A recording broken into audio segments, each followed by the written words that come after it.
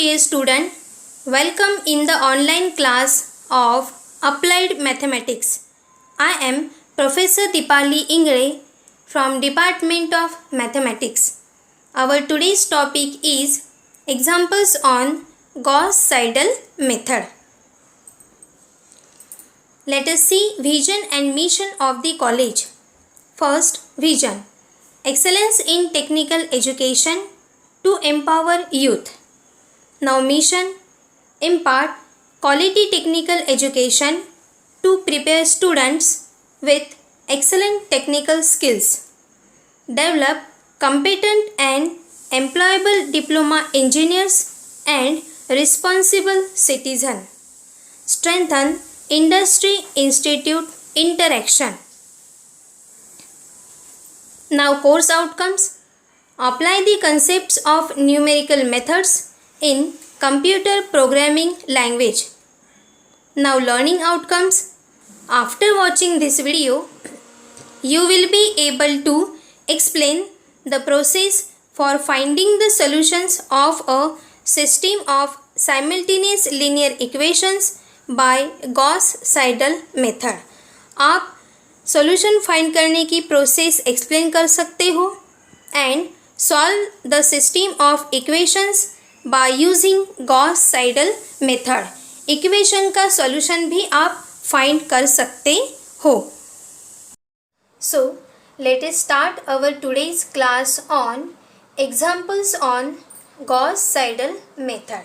Yes, so dear student, previous lecture में हमने Gauss-Seidel method का एक example देखा था. किस तरीके से उसे हमें सॉल्व करना है एंड सॉल्यूशन तक पहुंचना है. सो इस लेक्चर में भी फिर से हम एक एग्जांपल सॉल्व करने वाले हैं. So dear student, solve the following system of equations by using Gauss Seidel method. So Gauss Seidel method जब भी आपको कहा जाए, क्या याद करना है आपको कि तीनों इक्वेशन बराबर लिखने हैं. उसके बाद में जो हमें वैल्यूज़ मिलती है वो कहाँ प्रेजेंट होती है, ऊपर दो, तुरंत ऊपर दो वैल्यूज़ वहाँ मौजूद होती है. ठीक है, ये है गॉस-साइडल मेथड. सो डियर स्टूडेंट, तीनों की तीनों इक्वेशन बराबर ध्यान से देखना है. सो यहाँ पे देखिए क्या तीन इक्वेशन है. सो क्या ये बराबर फॉर्म में है. x minus 7y minus 3z equals to minus 22, 5x minus 2y plus 3z equals to 18 and 2x minus y plus 6z equals to 22. मुझे ये एक के नीचे एक तीन इक्वेशन लिखने हैं. सो क्या मैं पहली इक्वेशन लिखूं, फिर दूसरी एंड फिर तीसरी. यस, तो यहाँ पे आपको ये सोचना है कि पहली इक्वेशन वही रहेंगी जिसमें x का वेरिएबल ग्रेटर रहे, बड़ा रहेगा. ठीक है. सो यहाँ पे देखते हैं x के सामने कौन सा कोएफिशिएंट है. जहाँ x के साथ वेरिएबल जो है उसके सामने का कोएफिशिएंट क्या होना चाहिए, बड़ा होना चाहिए. तो यहाँ x के सामने कौन सा नंबर है, 1. सेकेंड इक्वेशन में 5, तो 1 से तो 5 बड़ा हो गया है.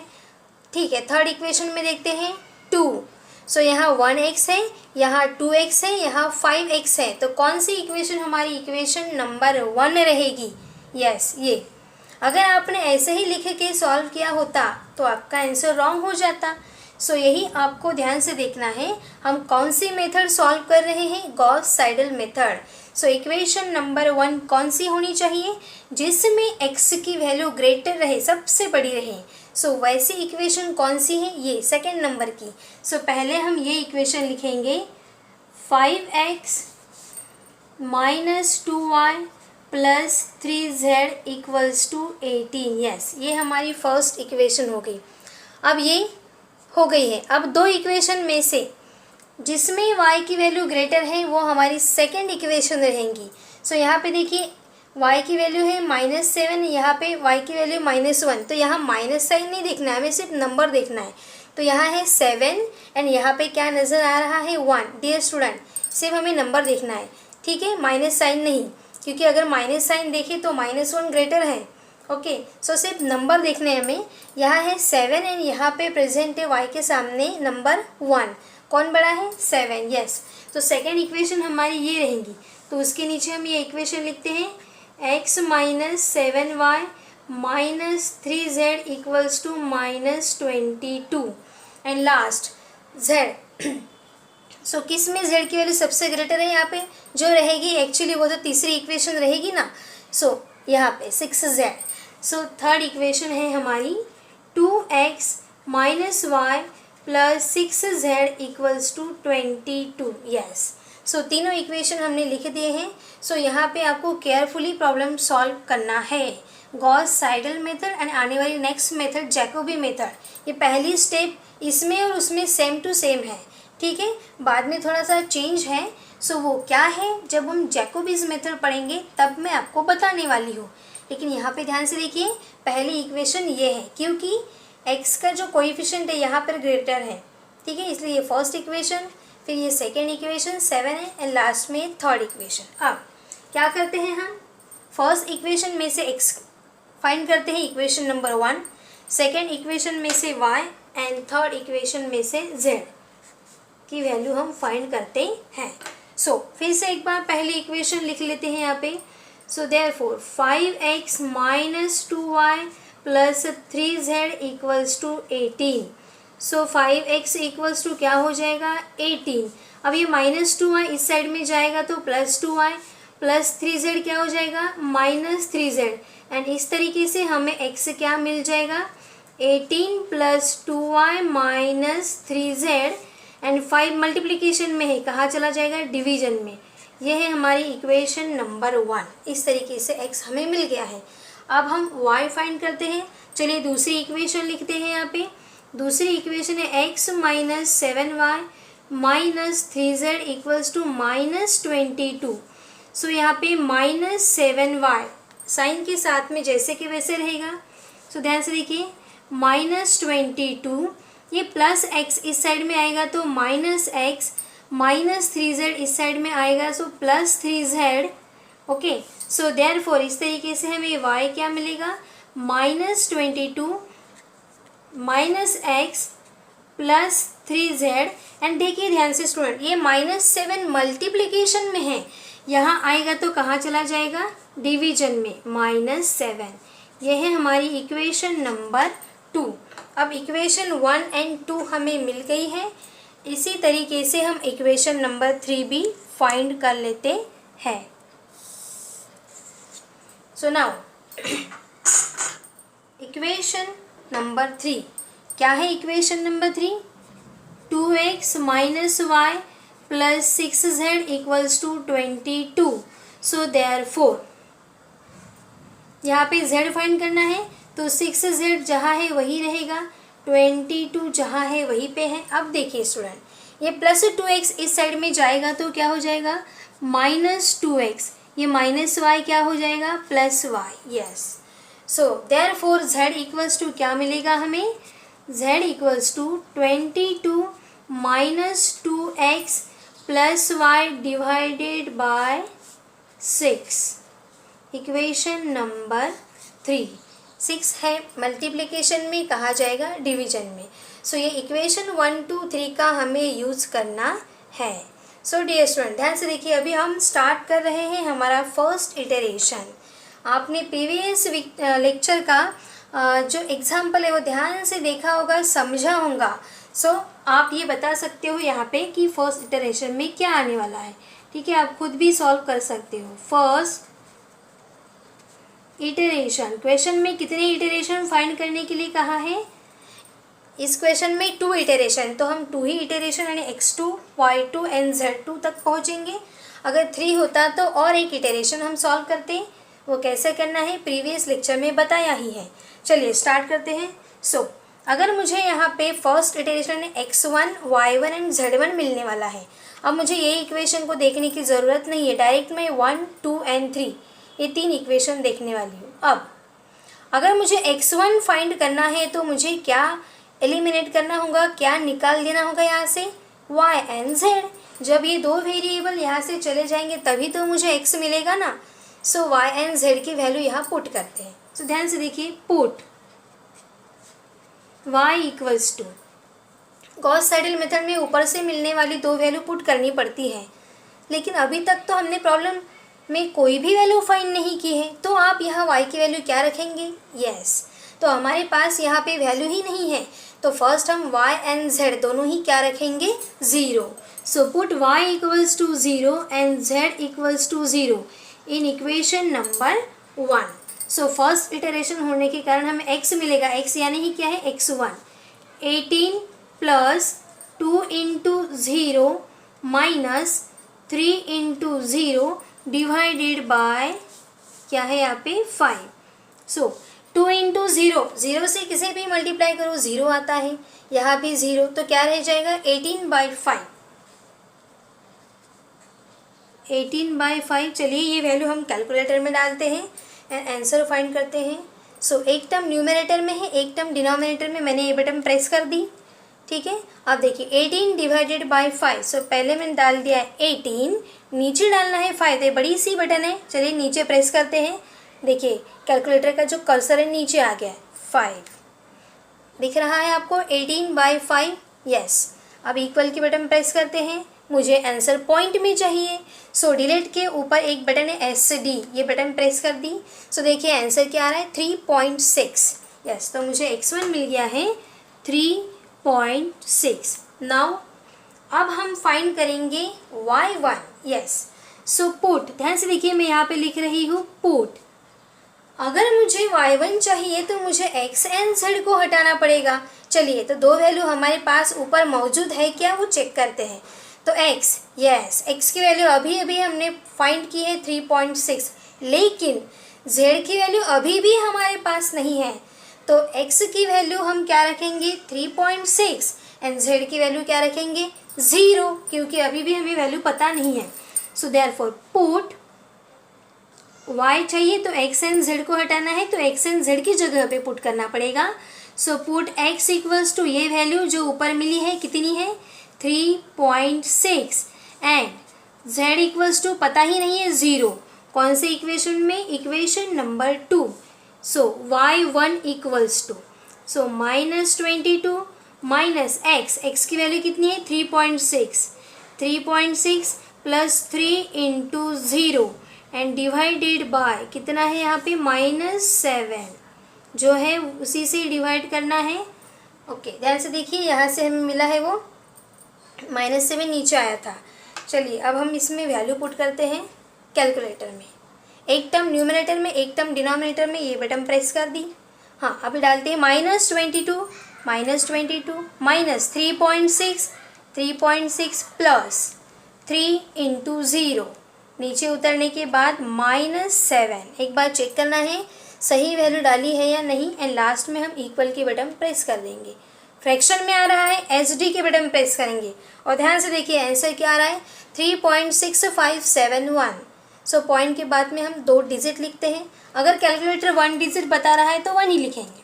ओके, सो इस तरीके से आंसर कितना आया हमारा 3.65. आप देख पा रहे हैं. सो यहाँ पे आ गया 3.65.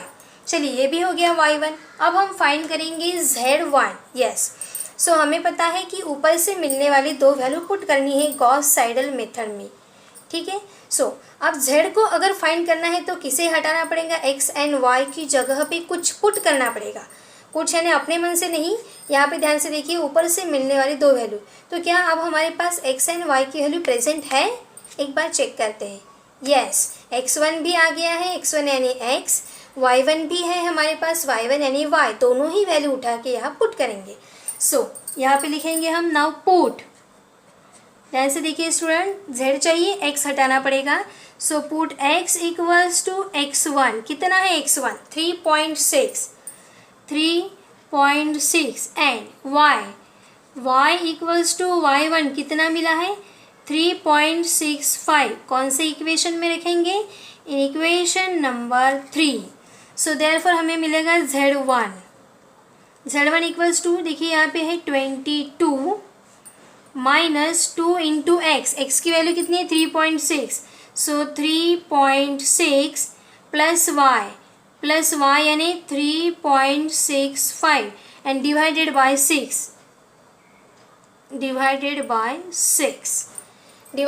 6. अब यहाँ पे हम कैलकुलेटर में ये वैल्यू डालते हैं एंड आंसर फाइंड करते हैं. सो कैलकुलेटर में वैल्यू डालते हैं, ध्यान से देखिए, एक टर्म है ऊपर न्यूमरेटर में, एक टर्म है डिनोमिनेटर में। सो ये बटन प्रेस कर दी हमने, यस। अब 22 माइनस 2 इंटू 3.6 प्लस 3.65 यस। देखिए ध्यान से, ऊपर हमने पूरी वैल्यू डाल दी है। अब नीचे उतरते हैं, नीचे क्या नजर आ रहा है, 6 डाल दिया, इक्वल की बटन प्रेस कर दी, एस डी दबा दिया। सो देखिए आंसर क्या बता रहा है, 3.075। जो आंसर है वो हम यहाँ पे पुट करेंगे, 3.075। सो 3.075 इस तरीके से हमें Z1 भी मिल गया है। सो स्टूडेंट, हमने फर्स्ट इटरेशन कंप्लीट कर लिया। x1 की वैल्यू अगर चाहिए तो यहाँ पे क्या पुट करेंगे, हमारे पास पहले वैल्यू ही नहीं होती तो 0 0 रखेंगे, x1 मिलेगा। फिर यहाँ पे पुट करते वक्त x की जगह पे x1 है अब हमारे पास, सो 3.6 रखेंगे। एंड z की वैल्यू पता ही नहीं है तो फिर से 0 रखेंगे, y1 मिल गया। एंड जब हम Z1 फाइंड करेंगे तो ये दोनों ही वैल्यू हमारे पास ऊपर मौजूद होती है, ये वैल्यू उठाएंगे एंड यहाँ पे पुट करेंगे तो Z1 मिल गया। अब हम देखते हैं कि सेकेंड इटरेशन क्या आता है। सो अब हम स्टार्ट करते हैं सेकेंड इटरेशन। अब ध्यान से देखिए स्टूडेंट, जैसे हमें x1 y1 z1 मिला है, अब हमें मिलेगा x2 y2 एंड z2। कौन से इक्वेशन को देखना है, इक्वेशन नंबर 1 2 एंड 3। चलिए इक्वेशन 1 पे आते हैं। अगर मुझे x2 चाहिए तो मुझे कौन से वेरिएबल यहाँ से हटाने पड़ेंगे, y and z। So Gauss Seidel method होने के कारण ऊपर से मिलने वाली दो वैल्यू यहाँ पुट करनी है। सो y एंड z की कोई वैल्यू हमारे पास है या नहीं चेक करते हैं। देखिए इसके ऊपर यानी कि यहाँ, यस, y की वैल्यू है 3.65 एंड z की वैल्यू है 3.075। ये उठा के इक्वेशन 1 में रखेंगे तो क्या मिलेगा हमें, x2। सो यहाँ पे लिखते हैं हम put y। So put y equals to y1, कितना आया है 3.65 and z equals to z1, कितना है z1 3.075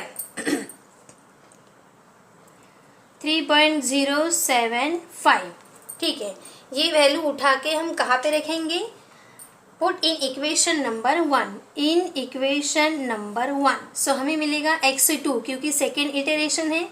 so x2 equals to, देखिए 18 प्लस 2 इंटू y की वैल्यू कितनी है 3.65 minus 3 into z। So minus 3 into z की वैल्यू 3.075 यस। एंड नीचे डिवाइडेड बाय यहाँ पे क्या है, divided by 5 yes. So dear student, हमारे पास जो वैल्यू ऊपर यहाँ प्रेजेंट है y1 एंड z1, वो वैल्यू हमने यहाँ पे रख दी इक्वेशन 1। ध्यान से देखिए 18 प्लस 2 इंटू y की जगह पे 3.65 माइनस 3 इंटू z की जगह पे 3.075 डिवाइडेड बाय 5। अब ये पूरी वैल्यू हम कैलकुलेटर में डालेंगे और देखते हैं क्या आंसर आता है।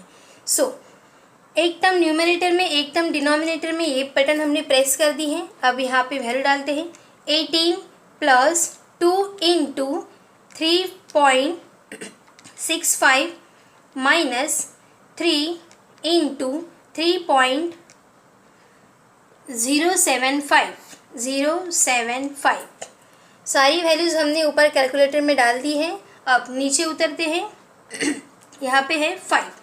लास्ट में हम इक्वल की बटन प्रेस कर देंगे, फ्रैक्शन में आ रहा है, हमें पॉइंट में चाहिए, SD की बटन दबाएंगे और ध्यान से देखिए स्टूडेंट क्या आंसर आया है 3.215 यस। सो ये किसकी वैल्यू होगी, x2। So therefore x2 equals to 3.215। इस तरीके से हमें x2 मिल गया है। अब हमें y2 चाहिए। सो y2 चाहिए तो किसे हटाना पड़ेगा, x एंड z को, यस। सो स्टूडेंट, अब x एंड z यानी दो तुरंत ऊपर की वैल्यू हमें पुट करनी है। सो अब यहाँ पे हम फाइंड करने वाले, देखिए इसके तुरंत ऊपर दो वैल्यू मौजूद है x एंड z। देखिए x की वैल्यू है x2 एंड z की वैल्यू है 3.075। यस, x1 रखेंगे क्या? नहीं, अभी अभी जो दो वैल्यू हमारे पास है वो पुट करेंगे। सो पुट, यहाँ पे हम लिखेंगे, ध्यान से देखिए, x हटाना है। So put x equals to x2, x1 नहीं लिखेंगे, 3.215 एंड z इक्वल्स टू कितना आया है? z 3.075, 3.075 इन इक्वेशन नंबर 2। सो हमें मिलेगा यहाँ पे y2 -22 माइनस x की वैल्यू कितनी है? x2 यानी कि 3.215 प्लस 3 इंटू z की वैल्यू 3.075 डिवाइडेड बाय -7 ये पूरी वैल्यू हम कैलकुलेटर में डालेंगे, देखते हैं आंसर कितना आता है। सो हाँ, ये बटन प्रेस कर दिए। अब देखिए -22 है, सो -22 माइनस 3.215 प्लस 3 इंटू 3.075 ऊपर न्यूमरेटर में हमने सारी वैल्यूज डाल दी हैं। अब ज़रा नीचे उतरते हैं। यहाँ पे ये क्या है? -7, सो -7 लास्ट में इक्वल के बटन प्रेस कर देंगे, SD। सो देखिए आंसर क्या आ रहा है? 2.284। ठीक है, सो यहाँ पे लिखेंगे therefore y2 equals to 2.284। Next, इसी तरीके से हमने y2 भी फाइंड कर लिया है। अब स्टूडेंट, हमें फाइंड करना है z2। सो क्या हटाना पड़ेगा? x and y। यस, अब x एंड y की कौन सी वैल्यू आप पुट करेंगे? क्या ये रखेंगे क्या? नहीं, तुरंत ऊपर दो वैल्यू मौजूद होती है। ध्यान से देखिए, यहाँ हम सॉल्व करने वाले इसके तुरंत ऊपर यानी यहाँ। ध्यान से देखिए, x एंड y को हटाना है तो x2 एंड y2। यस, ये दो वैल्यू हमें यहाँ इक्वेशन नंबर 3 में पुट करनी है। So put x equals to x2, कितना है x2? 3.215 and y equals to y2, कितना है ये? 2.284 इन इक्वेशन नंबर 3। सो हमें क्या मिल जाएगा यहाँ पे? z2 equals to 22 minus 2 into x कितना है? 3.215 प्लस y कितना है? 2.284 डिवाइडेड बाय 6। अब ये वैल्यू हम कैलकुलेटर में डालेंगे और देखते हैं कि z2 कितना आता है। सो देयरफॉर बटन प्रेस करने के बाद ऊपर की टर्म है 22 माइनस 2 इंटू 3.215 प्लस 2.284 नीचे उतरने के बाद 6। सभी स्टूडेंट को कैलकुलेटर में वैल्यू डालना आता है। लास्ट में इक्वल के बटन प्रेस कर देंगे। सो देखिए आंसर कितना आ रहा है?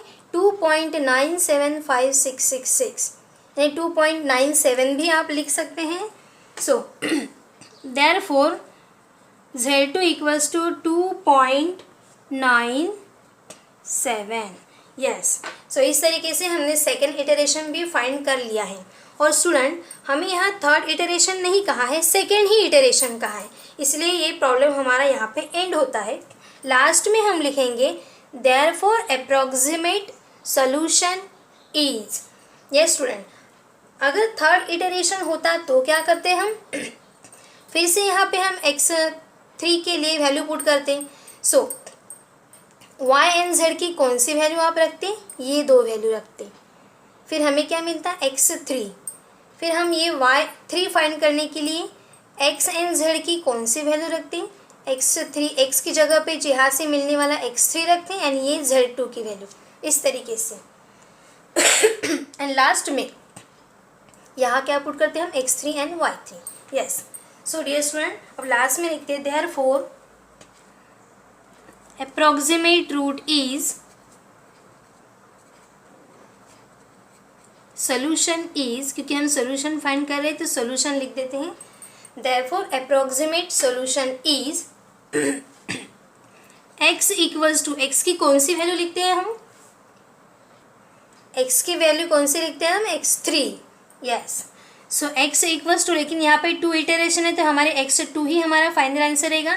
3.215 y equals to 2.284 and last में z equals to 2.97 is the approximate solution. Yes. So student, problem बहुत ही आसान है. पहले इक्वेशन कैसे करेंगे हम? जो इक्वेशन में x की वैल्यू ग्रेटर है वो हमारी फर्स्ट इक्वेशन, दूसरी इक्वेशन में y की वैल्यू ग्रेटर रहेंगी and remaining third equation. First equation के ऊपर से x वाली इक्वेशन हम फाइंड करेंगे, इक्वेशन नंबर 1. सेकेंड में से y फाइंड करेंगे एंड थर्ड में से z. यस. इस फॉर्म में कन्वर्ट करने के बाद फर्स्ट इटरेशन में पहले हम यहाँ पे 0 0 ही रखेंगे, x1 मिलेगा. फिर यहाँ पे y1 चाहिए तो x1 की वैल्यू एंड z की वैल्यू 0 रखनी है. फिर z1 फाइंड करना है तो x1 एंड y1 अभी अभी मिले हैं वो पुट करना है. सेकेंड इटरेशन में भी वैसे ही करना है एंड आंसर तक पहुँचना है. सो डियर स्टूडेंट, प्रॉब्लम को ध्यान से देखिए, समझिए, वीडियो को फिर से रिपीट करिए एंड समझने के बाद जो असाइनमेंट मैं अभी आपको दे रही हूँ वो आपको सॉल्व करनी है. सो स्टूडेंट, ये असाइनमेंट है. Solve the following system of equations using Gauss Seidel method. ठीक है. सो यहाँ पे एक ही बार मैंने क्वेश्चन लिखा है और ये जो 6 प्रॉब्लम्स है वो आपको गॉस साइडल मेथड से सॉल्व करने हैं अप टू 3 इटरेशन. यानी हर प्रॉब्लम में कितने इटरेशन करने हैं? 3 iteration. So very very simple method है. वीडियो को अच्छे से देखिए एंड ये असाइनमेंट सॉल्व करिए. सो अब हम देखते हैं POs यानी प्रोग्राम आउटकम्स में से यूनिट पढ़ने के बाद यहाँ कौन से PO मैप होते हैं. सो PO number 1 basic and discipline knowledge, ये PO यहाँ पे सेटिस्फाइड होता है. And PO number 7 life long learning, ये PO भी यहाँ पे मैप होता है. सो our upcoming topic will be Jacobi's method. So keep learning, happy learning. Thank you.